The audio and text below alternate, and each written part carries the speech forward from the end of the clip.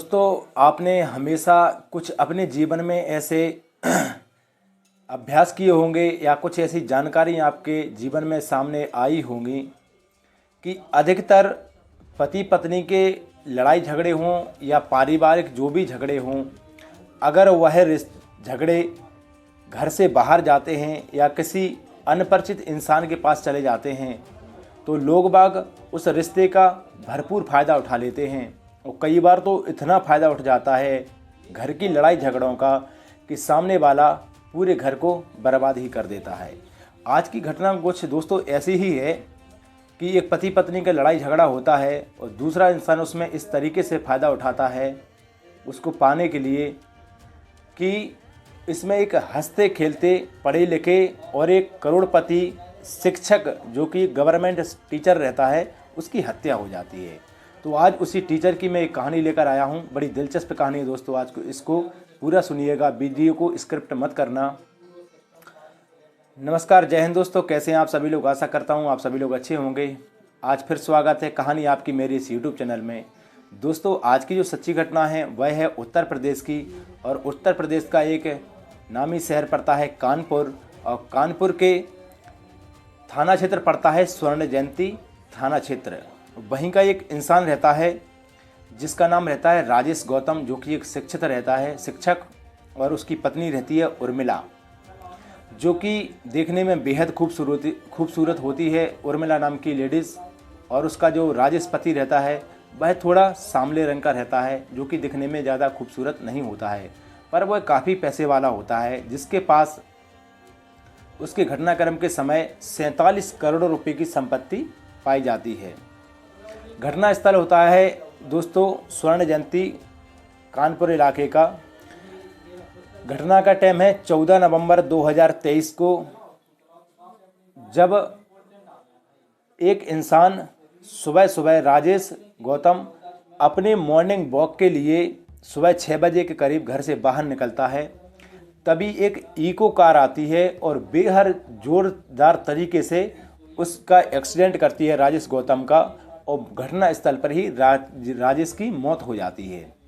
जैसे ही राजेश की मौत हो जाती है तो पुलिस वहां पर पहुंचती है, तो उसमें से जो विकास नाम का इको गाड़ी का चालक रहता है उसको अरेस्ट कर लिया जाता है। अरेस्ट करने के बाद उसको जेल भेज दिया जाता है, और इस मामले को ज़्यादा सीरियस तरीके से नहीं लिया जाता है, और इसको एक एक्सीडेंट का केस बताकर रफा दफा करने की कोशिश की जाती है। तभी राजेश गौतम का एक भाई रहता है, वो भी शिक्षक रहता है, तो वह पुलिस वालों से कहता है कि नहीं, मेरे भाई की हत्या हुई है, इसकी जांच पड़ताल कीजिए। तो पुलिस वाले उसको धुतकार कर कहते हैं कि नहीं भाई, इसमें क्लियर मामला है कि एक्सीडेंट हुआ है आपके भाई का, और आपके भाई का ये मामला एक्सीडेंट का है, इसमें कोई जांच पड़ताल करने की आवश्यकता नहीं है। इस तरीके से दोस्तों उस राजेश गौतम के भाई को वहाँ से भगा देते हैं पुलिस वाले।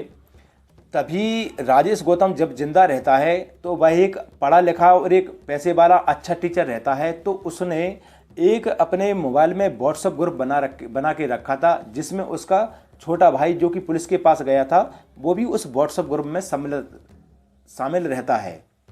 उसमें बड़े से बड़े पुलिस के अधिकारी और भी विभागों के एक से एक अधिकारी उस व्हाट्सएप ग्रुप में जुड़े रहते हैं।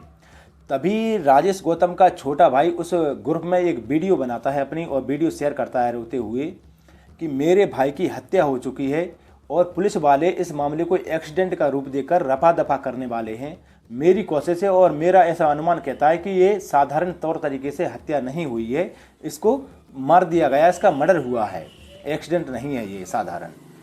इस तरीके से जब राजेश गौतम का भाई उस वीडियो ग्रुप में कॉल करता है तो वो लोग भी सोचते हैं कि हमारा साथ का रहने वाला शिक्षक, हमारे साथ उठने बैठने वाला, पढ़ने लिखने वाला, कुछ उसमें से उसके स्टूडेंट भेजे थे जो कि IPS IAS ऑफिसर थे, तो उन्होंने सोचा कि हमारे सर का इस तरीके से एक्सीडेंट हो गया है और इसका भाई इस तरीके से परेशान है, उसको अगर शंका है तो पुलिस को जाँच करने में देर नहीं करनी चाहिए। तो दोस्तों वहाँ की जो कानपुर की पुलिस थी, तो इस मामले को जब उसने सीरियस तरीके से नहीं लिया, तो वहाँ के जो व्हाट्सएप ग्रुप में वीडियो पहुँचने के बाद वहाँ के लोग बागों ने, वहाँ के जो अधिकारी थे उन्होंने नज़दीकी पुलिस थाने में कॉल करना स्टार्ट किया। जब जैसे ही बड़े बड़े लोगों का, अधिकारियों का फ़ोन पुलिस थाने में पहुंचता है तो पुलिस भी कहीं ना कहीं यहाँ पर दबाव में आ जाती है और जांच करने के लिए तैयार हो जाती है। दोस्तों, जैसे ही पुलिस वाले उस चीज़ का जांच पड़ताल करते हैं और छानबीन की जाती है तो उसमें देखा जाता है सीसीटीवी कैमरे के माध्यम से कि उसमें जो इको गाड़ी से एक्सीडेंट हुआ है वह गाड़ी कुछ समय पहले से 1.5-2 घंटे से वहीं पर खड़ी थी। जैसे ही राजेश गौतम का वहां आना होता है तो तभी वह गाड़ी थोड़ी देर पीछे जाती है और अपना पिकअप बनाकर काफ़ी स्पीड में और डायरेक्टली, मतलब देखने में ऐसा पड़ता है कि डायरेक्टली राजेश गौतम का हत्या की है उसने जानबूझकर। इस तरीके से उसको अरेस्ट तो पहले ही कर लिया गया था और फिर उससे पकड़ा जाता है। जेल में जाकर पुलिस वाले उससे जांच पूछ करते हैं, जांच पड़ताल करते हैं, तभी वह उसका खुलासा होता है दोस्तों इस पूरे घटनाक्रम का। तो इसमें मालूम चलता है कि राजेश गौतम नाम के जो शिक्षक रहते हैं वह अपने कानपुर के स्वर्ण जयंती इसी इलाके में अपना घर बनाने के लिए तैयारी कर रहे थे। तभी वहाँ पर एक उनका कांटेक्ट होता है शैलेंद्र सोनकर से।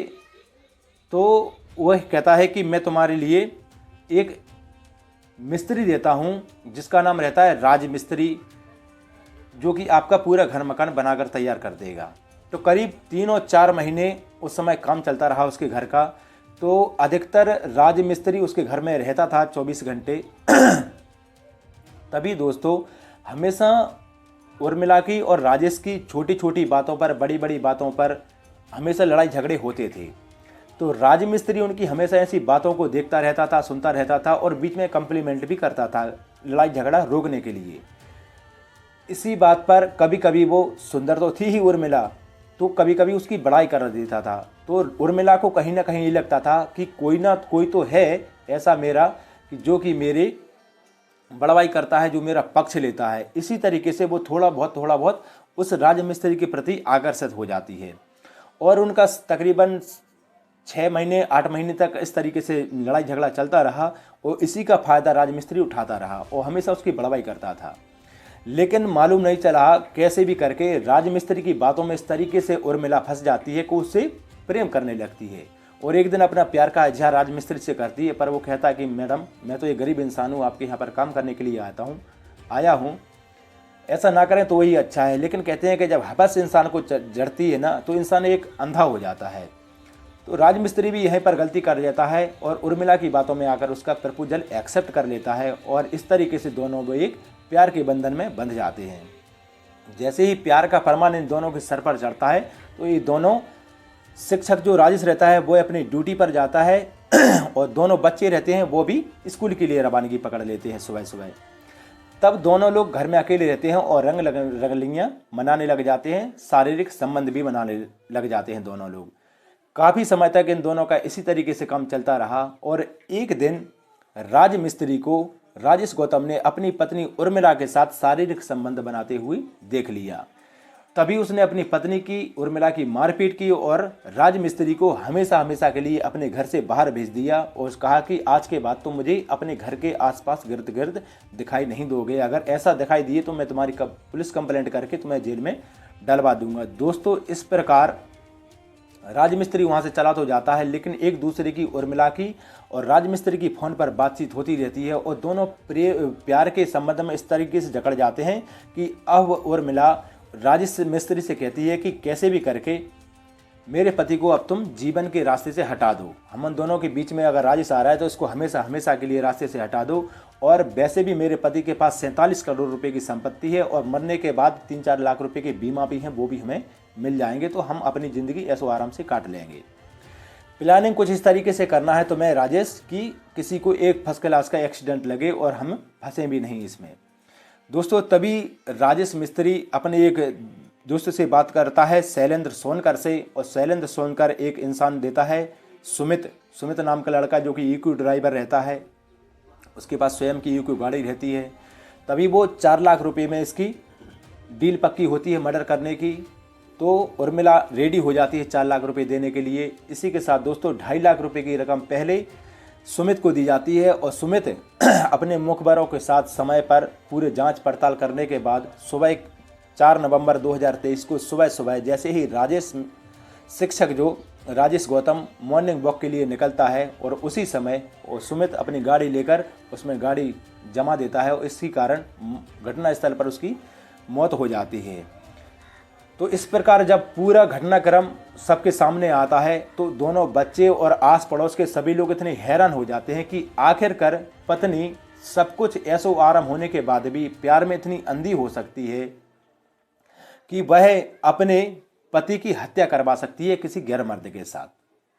दोस्तों इसी के साथ 302 का मुकदमे का गंभीर मुकदमा लगाकर हत्या का शैलेंद्र, विकास और सुमित के और साथ में उसकी पत्नी उर्मिला को 302 के मुकदमा के तहत जेल के अंदर डाल दिया गया है। आज वो सभी लोग जेल की सलाखों के पीछे हैं और मामला उन दोनों बच्चों का है कि आखिरकार अब उन दोनों बच्चों का क्या होगा। इस पूरे घटनाक्रम को सुनाने का मेरा उद्देश्य दोस्तों किसी को ठेस पहुंचाना या दुखी करना नहीं है, बल्कि आपको जागरूक करना और आपको सचेत करना है कि किसी ऐसे छोटे छोटे काम को लेकर इतने गंभीर मत बनिए और अपने घर की बातों को घर में सुलझा लें तो बहुत ही अच्छा रहेगा। बाहर बात जब पहुंचती है तो इंसान को बहुत बड़ा खामियाजा भुगतना पड़ सकता है, जो कि इस घटनाक्रम के माध्यम से आपको जानकारी प्राप्त हुई है। दोस्तों घटना आपको कहानी मेरी कैसी लगी इसको आप अपने कमेंट बॉक्स में मेरे को जरूर दीजिएगा और फेसबुक पर देख रहे हैं तो प्लीज़ इसको फॉलो कर लीजिएगा और यूट्यूब पर देख रहे हैं तो इसको सब्सक्राइब करके जरूर जाना, जिससे मुझे अच्छा खासा सपोर्ट प्राप्त होगा। फिर मिलूंगा एक मैं नई वीडियो में नई क्राइम की घटना के साथ। जब तक के लिए मुझे विदा दीजिए।